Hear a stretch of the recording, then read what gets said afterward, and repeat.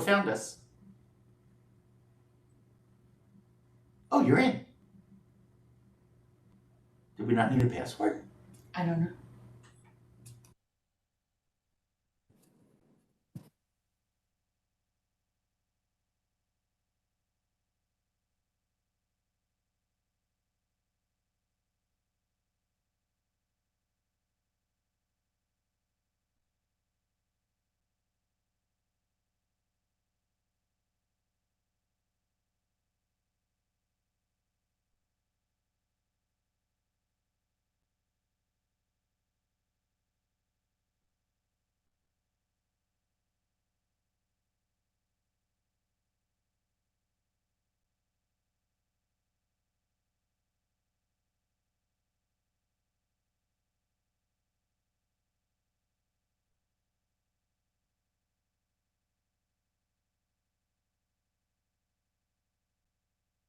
There's probably all these.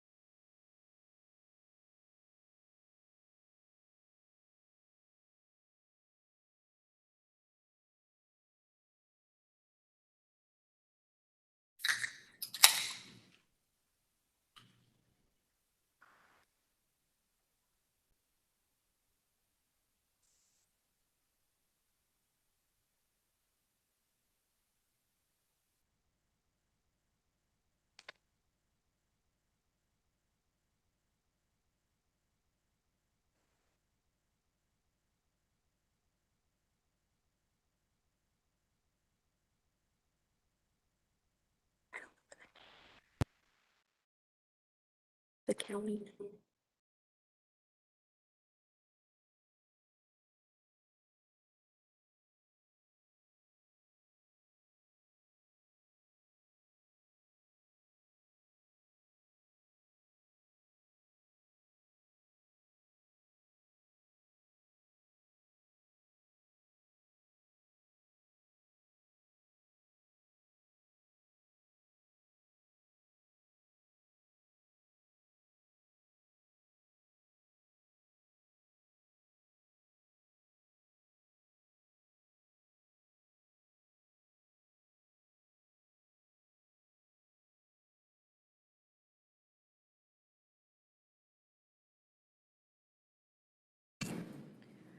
Members, this is Alexis. Pat is just checking in with our county friends to make sure that they are phoned in. I believe they were actually going to come into the office, so we're just making sure that they're here in the room.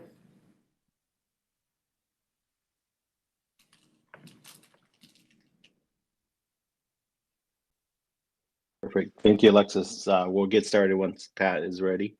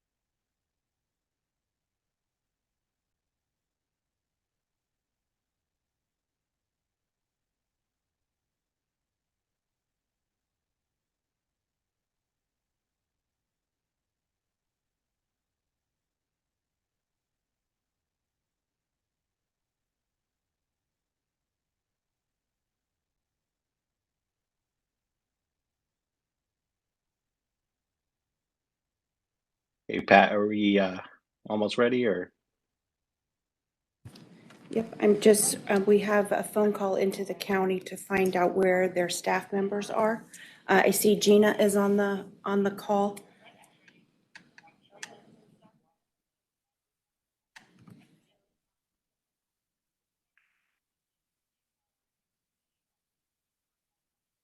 It sounds like Patty's talking to her right now, so we'll give her 1 minute and I'll give you an update in just a second.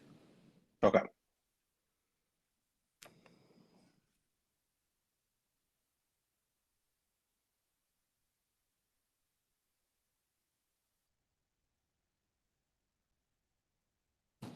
Okay, they are on their way over, so we can continue through the agenda, and then once they arrive, we can come back if they're not here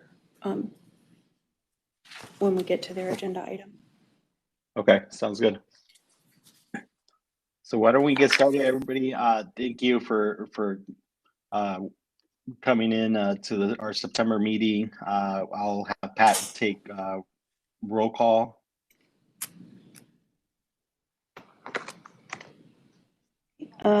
City of Avondale, Councilmember Pat Dennis. I'm here. Councilmember Clay Goodman, City of Buckeye. Present. Mayor Kevin Hartkey, City of Chandler.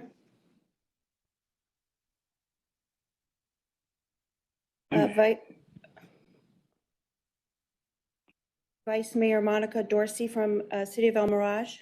Present. Councilmember Mike Sharnow, Town of Fountain Hills. Present. Mayor Bridget Peterson, Town of Gilbert. Councilmember Lauren Tomachoff, City of Glendale. Here. Councilmember Bill Stipp, City of Goodyear. Present. Supervisor Jack Sellers, Maricopa County. Councilmember Francisco Heredia, City of Mesa. Here. Vice Mayor John Edwards, City of Peoria.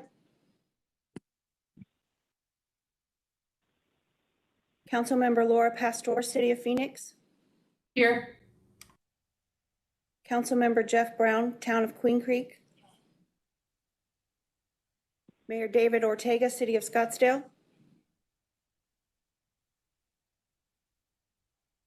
Councilmember Chris Judd, City of Surprise. Here. Councilmember Robin Arredondo Savage, City of Tempe. Yes, ma'am, I'm here. Thank you. Councilmember Adolfo Gomez, City of Tullason. Present by phone. Mayor Rui Pereira, Town of Wickenburg. Present. And Mayor Michael Lavalde, Town of Youngtown. Yes, Pat, I'm here.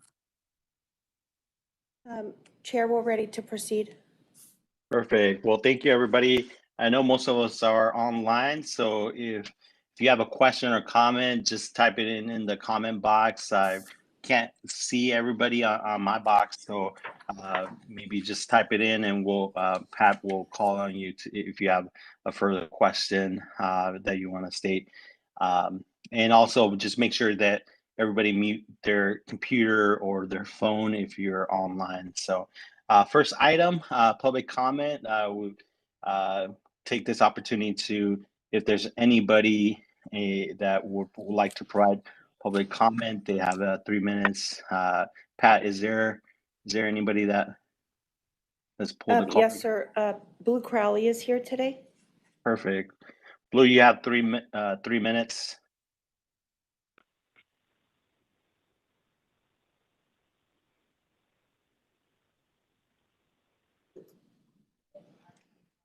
Thank you. Identifying myself, William Charles Blue Crowley III, a resident of Phoenix.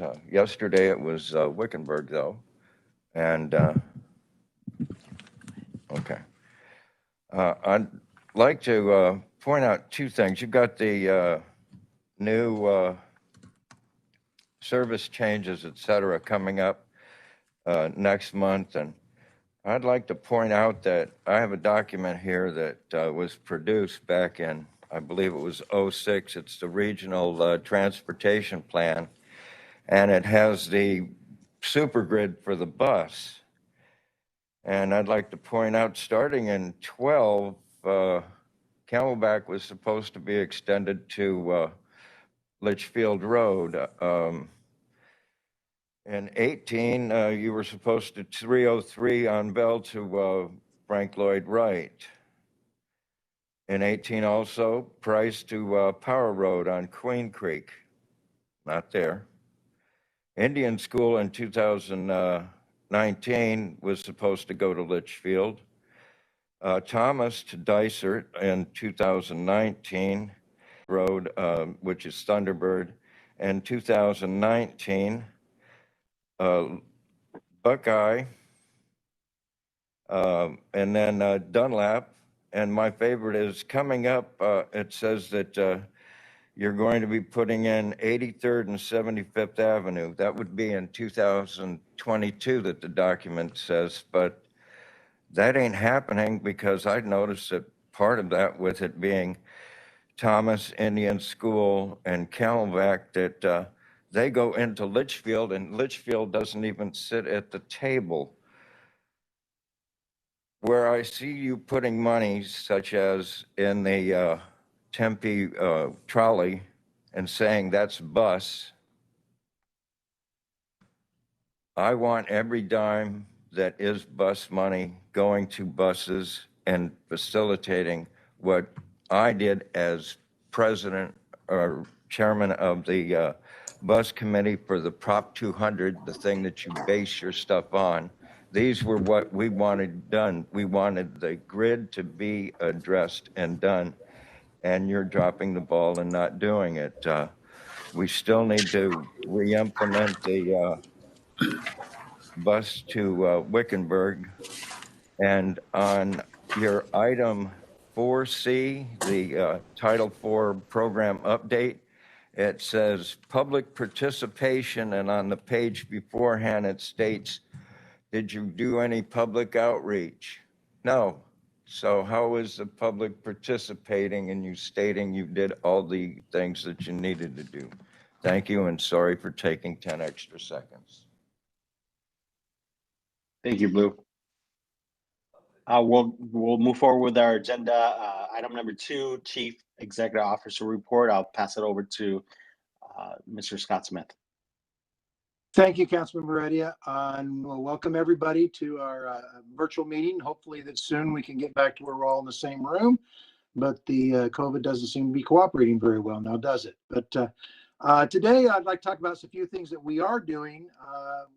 October 11th, we will be returning to front door boarding on our buses after almost 18 months of rear door boarding, and this will also begin our efforts to start collecting fare revenue again, because when you enter through the back door, you cannot pay at the fare box, although we have had some fare collections from people buying passes. So this is an example of the kind of outreach we're doing, working across the board with Phoenix Transit to a unified approach. We, in many ways, have to re-educate our customers that we are now be collecting fares. We have not been a fare-free system, but we have not aggressively collected fares. That will begin to change on October 11th. Next slide, please. Part of that, and the reason we're able to do this is I've talked to you many times about the installation of the physical barriers that we and the city of Phoenix are installing on all of our 900 plus buses. This will protect and create separation for the operators and provide both a health reason and also a safety reason. We've been talking about this for many years. We believe this has been delayed due to the pandemic and impacts on supply chains, which you'll hear about a little bit more in just a minute. But we are very close, both the City of Phoenix and Valley Metro, to completing this. We should have it virtually done by October 11th. We will work around the few units that Valley Metro has yet to install because of parts availability and others. But we will begin front door boarding with the barriers in place on October 11th. And so if you have any questions, please talk to me, talk to Hillary Foose, who is coordinating our outreach and our marketing efforts. and they can give you some updates. Next slide, please. Next one. We'll cover those later. Okay, we recently announced because of the pandemic, and I mentioned with the operating the challenges we've had. Well, we've also had challenges, as I think I've mentioned before, in our streetcar delivery. Brookville Rail, which is our manufacturer based in Brookville, Pennsylvania, has experienced significant production and supply interruptions due to the pandemic, shutdowns, closures, and the fact that a lot of our parts come from outside the U.S. We have six trains six cars that will make up our streetcar fleet. We have 3 that have been delivered, and this is a picture of one of them out on the route training and doing safety checks. But we don't know exactly when the next 3 are coming in. We hope to have them before the end of the year. Because of that uncertainty with the pandemic, we've announced that we are delaying the formal opening of the streetcar till the spring of 2022. This will allow us time to make sure that all of the streetcars that we have in our fleet are safe, that we have proper time for training, without being rushed by some deadline that we think with the pandemic and the challenges may be tough to meet. So just so you'll know, that will be we'll let you know as we get more information, as we have more streetcars delivered and get a better idea of exactly when in the spring that event will happen. We're working closely with the city of Tempe to coordinate those activities, and we'll keep you updated on that. Next, please. As part of our overall outreach and communications with the community and talking about connecting with those communities, our communications department is very active in not only putting out posters and things, but they also want to tell our story. Part of this is introducing a new podcast that members of our communications staff are very, very good about doing it. And it's about stories. At the end of the day, we are about people. And once again, our core purpose is to connect communities and enhance lives. And we, first of all, want to understand and know the stories that we get from people who rely on public transportation and our services to impact and enhance their lives. We also want to share those stories with the rest of the community. So I invite you to go to valleymetro.org/storylines to listen to a very, very professionally done podcast called Storylines. I think you'll enjoy it. And I know I have learned a few things. I'm sure all of us will. And also it helps remind us that at the end of the day, it's all about people. We talk a lot about projects and equipment and things like that, like I have already. But at the end of the day, we're all about serving our community and the individuals in our community and how we can impact their lives. So I invite you to go check out Storylines. Speaking of connecting, next slide, please. We have introduced our Valley Metro app. It has so far exceeded our expectations, as you can see on the slide. We had a goal of having 12,000 downloads by the end of this year. We have flown past that, and in about 3 short months, we have over 19,000 downloads, and it's growing every day. What this does is it gives all of our writing public, whether we're writing and anyone else interested, a mobile connection to our schedules. They can find out where their bus or train is. It reduces the pressure on our customer service by being able to have people plan trips. Very, very user friendly. This is part of our overall change in our fare and other system, our connection system. This is the first step, and as part of that process, so working with the city of Phoenix to implement our new fare collection system. Well, this is really the first step of that in getting this in, and we're very, very pleased with the acceptance and the number of downloads so far. We'll keep you up to date on that, but I invite you to download the Valley Metro app and take it for a test drive, see what happens. Next slide, please. We talked, I think, a couple months ago about giving you monthly ridership reports so you can see how things are going. As you can see, we have compared in this graph or in this box table 2 different points. August of last year, which was, of course, after the pandemic, and then August of 2019. So you can get a good feel for where we are pre-pandemic, post-pandemic. And as you can see, we're still down ridership over 50%. This has an impact. It does impact, and we talked about front door boarding. It certainly has impacted our fare revenue and will continue to impact that, both from the fact that we've had fewer riders and we have not been able to board through the front door. We hope that'll begin to change. And you can see that the effect is greater on the bus, slightly greater on the bus than it is on light rail. Light rail has recovered a little bit better. We're actually up almost 20% from last year on light rail, about 8% on bus, but we're still well below where we were on August 2019.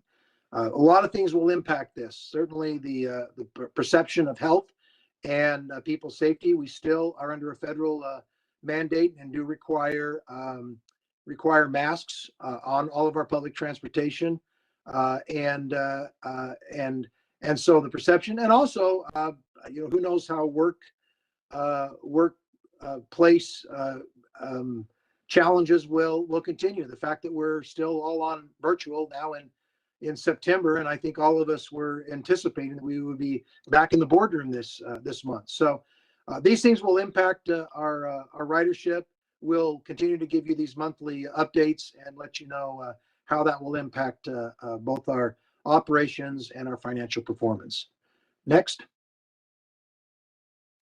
I want to give you an update on our CFO recruitment, which is being led by our HR department and our CEO, Chief Administrative Officer, Jim Hilliard. We have completed our first round of interviews. The panelists included Chief Financial Officer from Glendale, Mesa, and Phoenix, and our Valley Metro executive staff. They interviewed 6 candidates. We may interview a 7th. This group will put down their notes and their comments and invite and continue on to a board committee, which was appointed by Chair Edwards last time, to continue on with the second round of interviews. Working with that board, we will narrow it down and come up with a finalist that will introduce the full board, which will then do an offer and acceptance. So we're moving right along. We're very pleased with the overall quality of our candidate pool. As you recall, we said, I think a couple months ago, that we had decided to extend the open period and have our recruiting firm go out, and I think that helped us to expand our candidate pool and to give an overall improvement to our pool. So we're very happy with the pool of candidates that we have, and look forward to being able to share with you and work with the board members of the board on the interview committee as we move forward. Next slide. And the calendars. As you can see, our next board of directors meeting is October 21st. We will play it by ear as of now. I am assuming that we'll work with the Councilmember Reddy and all of you as to whether we'll have a hybrid method or not. But October 21st, next board of directors. So, Mr. Chair, that is my report. I'll answer any questions anyone might have. Hey, thank you, Scott. Any questions or comments that people have?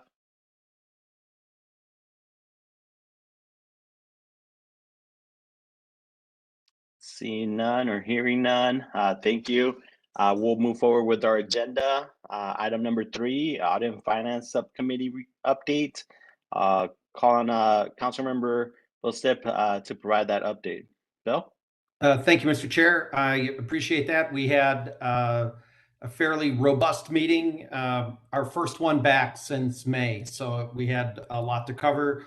I'll try to run through this as quickly as I can.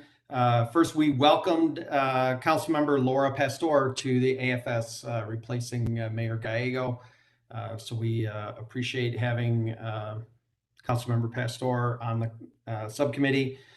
We had a brief discussion about the fare box recovery, as Mr. Smith mentioned in his report, with front door boarding returning. We'll start to see some numbers on that. We reviewed the mobility center audit that was completed by the internal audit department. They had some minor findings that we discussed, and you can tell from the minutes, the draft minutes that are included in the board packet. We had some good questions and good discussion based on that. We also reviewed the internal audit plan, which includes a review of the HDR contract. That's one of the largest contracts we have, and it is out for RFP at this time, so we felt it was a good point to start a review of that contract and where we've been. We also had a discussion on the Valley Metro operated services. That was a carryover from the spring. We have asked the Valley Metro staff to send out that information to everyone, as it really illustrates what services are being provided and then what sources are funding them. We spent a lot of discussion talking about, budget, et cetera, and that document that was put together was pretty informative. So hopefully you'll be seeing that go out either via email or something here in the very near future. I really suggest everybody on the board take a look at that if you're trying to figure out what's funding what. We had a discussion on the new budget timetable, which is coming up. Things have been moved just slightly to make sure that we have plenty of time for both our city staffs to look at the budget projections, as well as us as board members to really, hopefully add another layer of streamlining to that process. We also reviewed the fourth quarter budget variance report. And I think you'll note in the draft minutes, and you'll see we spent a great deal of time talking about how we ended the last fiscal year.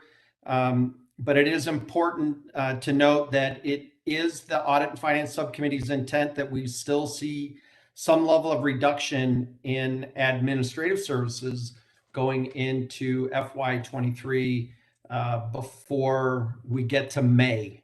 So we want to have those discussions very early. And finally, we did ask that the regional advertising discussion be brought back to the full board. As we noted, advertisers are spending more now in this quote unquote post-pandemic phase, and we want to make sure that we're making a really informed decision as a board of directors. As Scott mentioned, our next meeting is Thursday, which is next week, the 7th at noon. And pending any questions, this ends my update. Perfect. Thank you, Councilmember. Any questions or comments for Councilmember Stipp or the Audit and Finance Committee? Hearing none, we'll move forward. Thank you. Next item is our consent agenda. Consent agenda is presented for action. Any board members have any questions or particular comments on an item that they want to be pulled for a separate discussion? Okay, hearing none, request a motion and a second to approve the consent agenda. Mr. Chair, Dave Ortega, Mayor, I move for approval of consent agenda items as posted. I'll second. Thank you, Mayor, and thank you, Councilmember. All in favor say aye. Aye. Aye. Any nays? Hearing none, motion passes. All right, we'll get onto our regular agenda. Item number 5, Chief Executive Officer Search Firm Procurement. I do want to first say thank you to the members of the committee, the ad hoc committee that we have for their time to receive an update. We received an update earlier from Maricopa County Human Resources regarding the executive search firm for the Chief Executive Officer, where we asked some questions, and now it's coming to the board, the full board here to have additional discussion. But before that, I'll call on Jan Plank, the Human Resources Director for Maricopa County, to provide a presentation and an overview of the procurement process and the recommendation of the selection of the search firm. Thank you, Mr. Chairman. And special thanks to our chairman of the Board of Supervisors, Jack Sellers, who gave us the opportunity to partner here with Valley Metro on this incredibly important search. So thank you, and thank you to the ad hoc committee. I know we met the other day. Appreciated their good questions and their engagement with this process. Also, you know, been working with the Valley Metro staff, Pat, of course, thank you, Pat, Penny, Patty, Mike, and others, and I'm sure we'll get to be even better friends in the days ahead. So really appreciate that team. So today we want to talk to you about our process. We opened a 2-week solicitation for the recruitment, a retained search recruitment firm to handle the Valley Metro CEO search. And we'll go ahead and advance that slide if you would. The solicitation process, and I think we're on, there we go. We basically had 5 firms that responded to the solicitation. And 3 of those firms had done transit work. However, the firm that we chose was really, we felt, the leader in the pack there, and I think you'll understand why once we go through our presentation today. Okay. So Krauthammer and Associates out of Bethesda, Maryland is the firm that we are recommending. And we're recommending them for a variety of reasons. First of all, they've done over 1,000 transit searches. They've been in the business since 1971.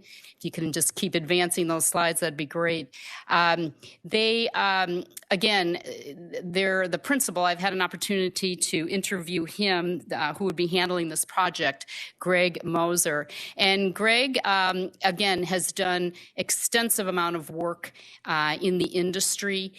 Most recently, he handled the RTD up in Denver.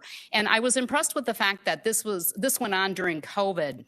And they were able to turn the search around in 4 months.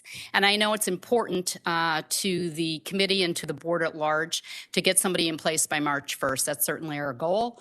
And I did drill down with the firm, and they assured us that they did not believe this would be a problem, you know, obviously absent uncontrollable circumstances. So that previous slide, you know, also talks about their diversity, equity, and inclusion efforts, and they do a fantastic job as I talked with people and some of their references on their placements and producing a slate of candidates that a board can really, you know, drill in on and say, okay, you know, is this a fit? Is this obviously an industry fit? Is it a fit for the strategic plan of Valley Metro? And of course, is it an interpersonal fit, which is obviously so critical. Okay. Their fee structure is 30% of first year salary, which is very, it's typical of retained search. They were not the lowest. There was a fee quoted of 20%, but again, that firm significantly less experience with the transit industry.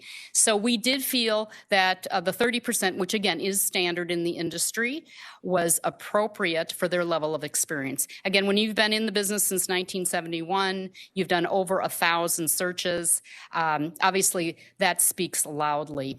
The other thing that really impressed us with Krauthammer is their ability, obviously, to network. They've placed the last 3 CEOs in for the professional association, and the level of searches that they have done stood out in the crowd. In other words, general managers, CEOs, CFOs, this is kind of their area of expertise, is that senior level of transit authorities in the industry.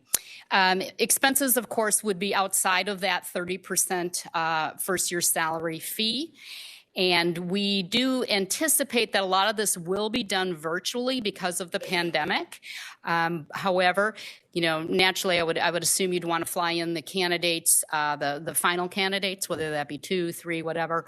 But they will give us a full slate of candidates to take a look at, can narrow that down, and then travel expenses would be outside of that first year fee.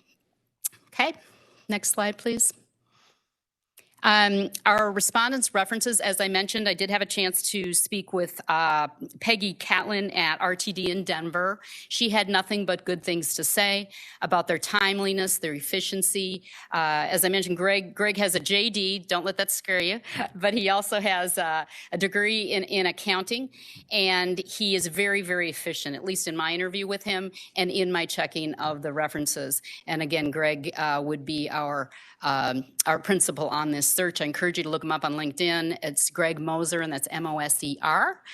I think you'll be very, very impressed with the work that he's done. And of course, he'll have a team supporting him on the research side, checking references, and all of the standard work that comes with retained search. Okay, next slide. As we look at our timeline here, I think you just have to click through there. Our next steps will be to, if the board moves forward today, our next steps will be to contract with this firm, and that's Maricopa County's responsibility. We will be working with Valley Metro on a direct pay from your side, rather than that going through us for their fees. We look at, the screening of the candidates and so on and so forth. You can see the timeline. This is our estimated timeline backing into that date of March 1st. We understand how critical that is, and Krauthammer understands as well. So with that, I would open it up to any questions. I do feel, once again, this is the leader in the industry. From 1971, over 1,000 transit searches, many of those being senior leadership of a variety of organizations. They're very experienced in working with complex systems with a large board such as this. They have, again, just a great deal of experience. So they kind of know the ins and outs and what's all entailed with coordinating with a board this size. So questions, please. Perfect. Thank you, Director Plank. Any other committee members have any questions or comments?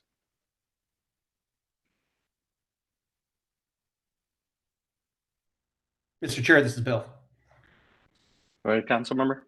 So sitting on the ad hoc committee, and I made these comments there, and just for the benefit of the rest of the board, certainly want to express my appreciation for Maricopa County's assistance in this and moving this forward.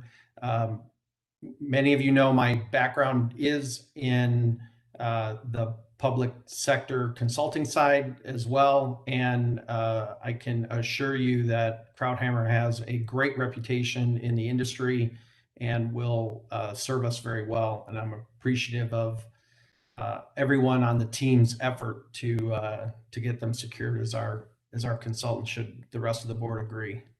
So thank you. Thank you, Council Member. Any other comments or questions?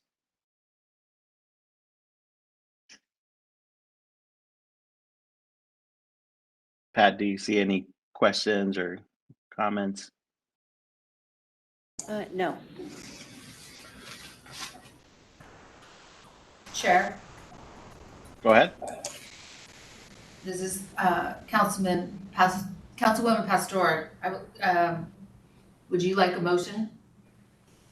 Yeah, no, thank you. So next step, it would be a motion. I do also want to thank Maricopa County for the work that they did and continue our working relationship with them. But I'll request a motion in a second to approve this item. So I think first motion from Councilwoman Pastor. Yes, I move item number 5, Chief Executive Officer Search Firm Recruitment. Second, Mayor Ortega. Thank you, Mayor. All in favor, say aye. Aye. Aye. Aye. Any nays? Hearing none, motion passes. Well, thank you again for the process, and we look forward and working with the county and the search firm to bring in a new CEO by March 1st of next year. Thank you so much. Thank you. We'll move on to agenda item 6, travel expenditures and solicitations. From what I'm aware, there's no travel to report. Is that correct, Pat or Scott? Yes, that's correct. Okay. Perfect. And this is just presented for information only. This will continue to be provided as far as information when there is travel. There'll be a report attached here to the meeting. So moving forward, agenda item 7, future agenda items, requests. Any of the members have any agenda items that they would like to request? Mr. Chair, this is Bill. Go ahead, council member. So Mr. Crowley raised some interesting questions during his public comments period that we just, tend to blow through. I would like to kind of see the answers to those from Valley Metro staff over the course of the next month, if we can just answer some of those, and then perhaps we can get him an answer to them as well. Perfect. And Councilmember Stipp, this is Scott. If there's anyone in particular, we'll follow up with you. We're more than happy to do that. If there's anyone or two in particular that you'd like us to focus on, we'll follow up with you and get some additional information. Okay. I didn't write them. I couldn't track him as fast as he was spitting them out. So I'm hoping that when Pat reviews the minutes that, she'll generate what they are. If we can just. We'll follow up with you and your staff and see if there's any one or the other that are more important that you'd like to have interest. We'll address all of them, but we'll especially look at ones that if you could help us identify the ones that might have special interest for you. Sure. Yeah. Once we identify what the questions actually were, then I can go through that. I appreciate it. That's fine. We'll do that. Councilman. I do have. Yeah. Go ahead. Is this Councilwoman Pastor? It is. I don't know. I can't see, and I don't know when to put the hand up or whatever. I'm sorry. Blue did perk my curiosity in the sense of talking about the grid, and I would like to have a presentation given to us regarding the grid and where, if it has or hasn't changed, and why it changed. And then where then did that money shift to?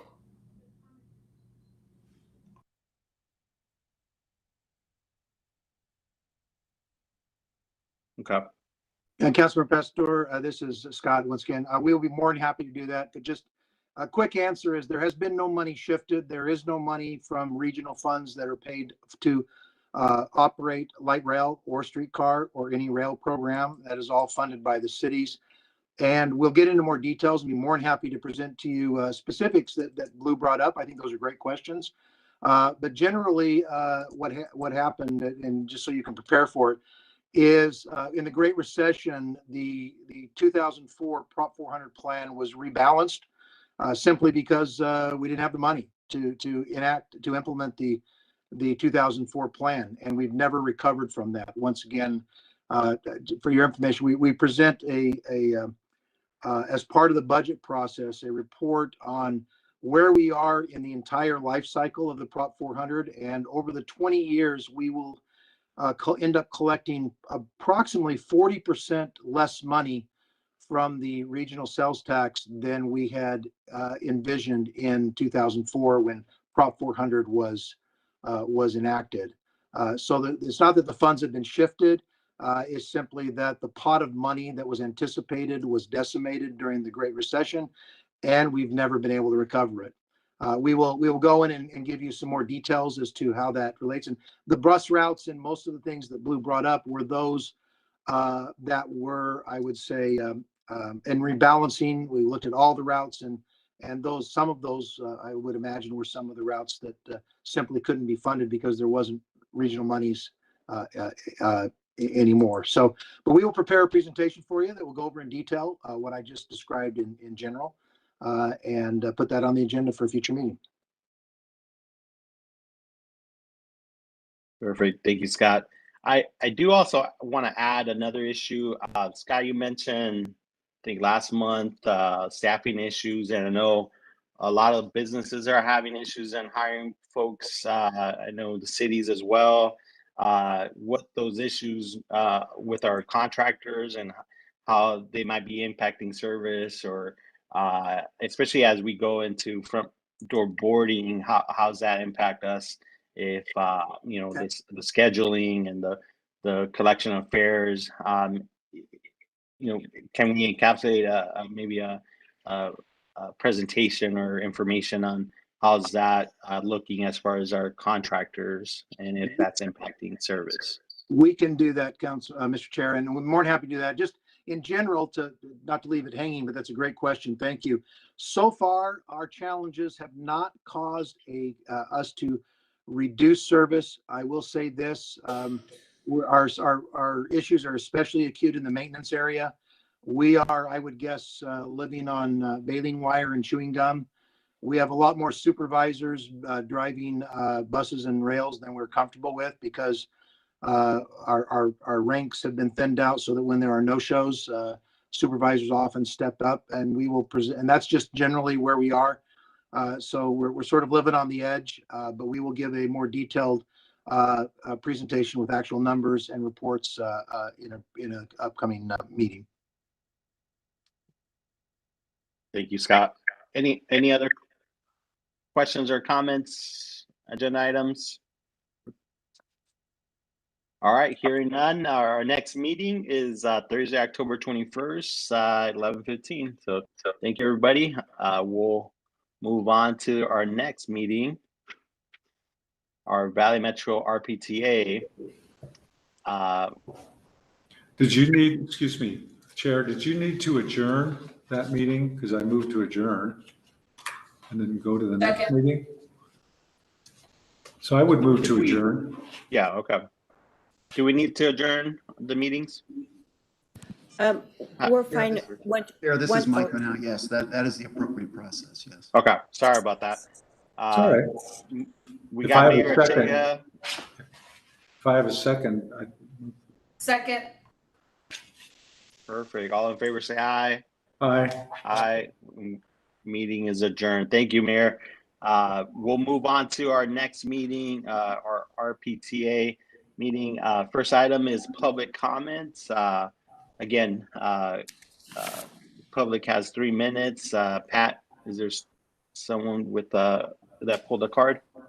Yes, Mr. Crowley is ready. He's ready to provide his public comment. Perfect. Go ahead, Mr. Crowley. All right. For that mayor who would like those things investigated and find out, the document that I took it from is the Regional Transportation Projects and Services Support for Regional Transportation Funds 2006 to 2026, and it's issue number 5. And you just compare it to the bus map, and you'll find all of the statements that I said. But it's basically every project, 2018, most of the 2019, all of the 2020. And as I said, it's in 2021, you guys are supposed to, and 99th Avenue was one of the ones I didn't mention, and that doesn't even exist. And you were supposed to do that last year. Just a thought. Because we put this together in the 80s as best we could. And I know that the mayor, the chairman, when he was mayor and them, they rejuggled it and said, well, we're going to do the here and there. Well, with the here and there, the west side was supposed to be getting buses, final part of it. And a recession in 2008, you're saying, takes everything from 2018 and beyond and puts it into limbo. But I need to get to the items on the agenda that you're dealing with. One of them is the rural route. Did you all know that you can go from Buckeye Goodyear to Tucson? Well, it states it in there. And I'm glad that we now have a multi-agency thing, as in multimodal, making our system stretch what it is. But I want to know where the rural route going to Tonopah is. I want to know where the rural route going to Queen Creek is, because the way we put it together, those were parts that were supposed to be done and addressed. I get told that, well, it's the board that does these things. Well, board, this is the best that we could do back in 86 to 06. You're doing a plan, I know that's 40 years behind, but as I stated, we have a grid here. The system needs to work it as best it can. It also needs to be 24 hours and 7 days a week. Speaking of such, I had to use the bus this past holiday, and I called into customer service that doesn't exist during the holiday. Please, you don't have it going the whole time that the system operates, which you should be doing, but please have it to where people can get to it. And with your not having a bus book coming out, how are people like myself supposed to find out where the bus is, when it is, and so that the one thing that you cannot ever replace on a person is their time and their life, neither of which would be wasted. Thank you. Thank you, Mr. Crowley. We'll move forward with our next agenda items. It's our consent agenda as presented for action. Any of the members have any questions or want to pull an item for a separate discussion? Seeing none, I request a motion and a second to approve the consent agenda. Mr. Chair. Second. Perfect. I think Mayor Harkey and then Mayor Ortega. All in favor, say aye. Aye. Aye. Aye. Any nays? Hearing none, motion carries. Next item, we'll go to our regular agenda.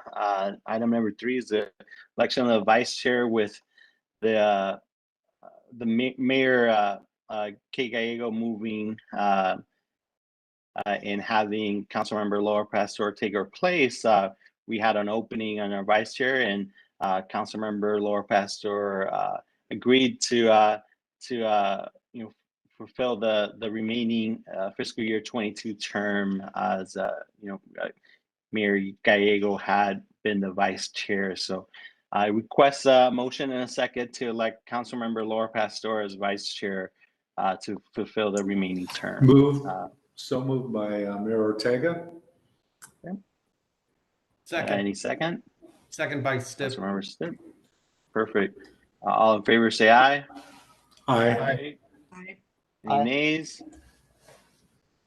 All right, motion carries. We'll move forward. Item number 4, future agenda items. Anyone have an agenda item they want to place here that we missed? All right, hearing none, we'll move forward. Next meeting, again, Thursday, October 21st. Request a motion and a second to adjourn our meeting. So move. Second. Second, perfect. All in favor, say aye.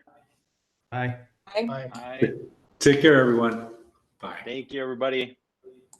We'll move on. We'll wait maybe a minute for our Valley Metro meeting for those members here. Thank you, everybody.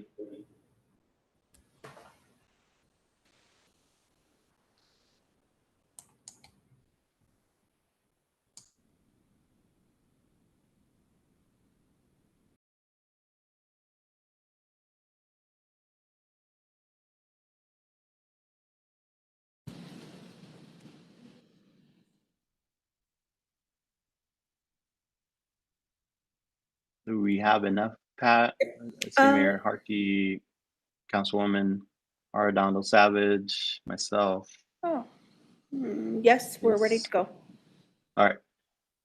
Perfect. All right, we'll start Valley Metro meeting. Should be brief, hopefully.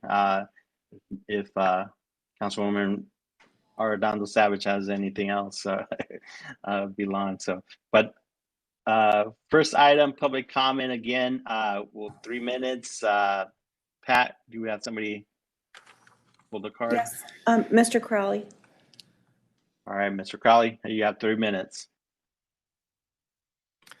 Well, like I said, the most important thing for me is to get every dime I can for the bus to be used. With the light rail operating when it does, how much of that time can I find out the schedule on the facility? Not all the time that it operates. And who pays for that? Is that rail that pays for the outreach and the abilities to find out when, where, and what is happening? Or is that the bus that picks up that tab? Just as with the officer here, is it the bus that's paying for him to be watching me? Or is it the rail? I know that if I wasn't here, they would have told you could go home, right? So, and I do appreciate that with it just being staff mostly sitting at the table, that you would need to have an officer here to make sure that order is sustained. But back to the rail and what it is and doesn't do. As I stated, I want every funds that I can get to the bus that is there. The streetcar came out of bus funds. Now, I understand you may be able to communicate that a streetcar is a bus on rail, but since it's on rail, why wasn't it out of your pot that the money was taken? I'd also like to bring up from the minutes of last month, the 382 people that died last summer or this past summer from heat exposure, and that the efforts of Valley Metro Rail to alleviate some of these deaths, being that they are air conditioned and there is water at the stations, that there isn't an effort put forth to say, hey, you know, watering stations, there's one right there at the light rail. You need to get out of the heat, stay under the shade, get a drink of water. But your attitude is that unless you're going somewhere, you don't be on the rail. You don't be on the property. And when you are on the property, when the rail gets there, you need to leave because that's the way the system states. So would you please start doing things as in printing the bus book for the people rather than the system saying, this is easier for us. Have a pleasant day. Thank you, Mr. Crowley. We'll move forward with our next item is our consent agenda. It's presented for action. Any questions or comments any of the members want further discussion? Hearing none, I request a motion and a second. So moved, moved, Kevin. Chair. All right. Motion and a second. All in favor say aye. Aye. I'm sorry, who Aye. provided the second? I think Mayor Harkey did. Thank you. All right, I think we got all the ayes. Any nays? Hearing none, motion passes. Next item, regular agenda. Again, we'll election a joint board subcommittee member with the Mayor Gallego leaving. Council member Laura Pastor has been appointed, and she graciously joining the joint board committee. So I request a motion and a second to elect Councilmember Laura Pastor to join to the joint board subcommittee to fulfill the remainder of the fiscal year 22 term. So moved, Kevin Harkey. I'll second that. I just want to make sure that Councilmember Pastor knows that, you know, for our first meeting, she has to bring cookies. So, you know, welcome to the subcommittee, council member. Girl, I would like to bring something stronger. Oh, I'm going to like this. It's going to be great. Okay. Perfect. Well, thank you. We'll hold you to that, Councilwoman. So all in favor say aye. Aye. Aye. Any nays? Hearing none. Next item, future agenda items. Anyone have any future agenda items they want to add? Hearing none, we'll move forward. Our next meeting, again, Thursday, October 19th, 2021. Sorry, it's the 21st, Chair. Oh, That's a 21st, typo. sorry. Yeah. No, There's a it typo was my here, error. so- Perfect. October 21st. And with that, I think we're adjourned. Request a motion to adjourn. So move. Perfect. Second. Aye. Thank you, everybody. Have a great weekend. Bye, guys. Bye-bye.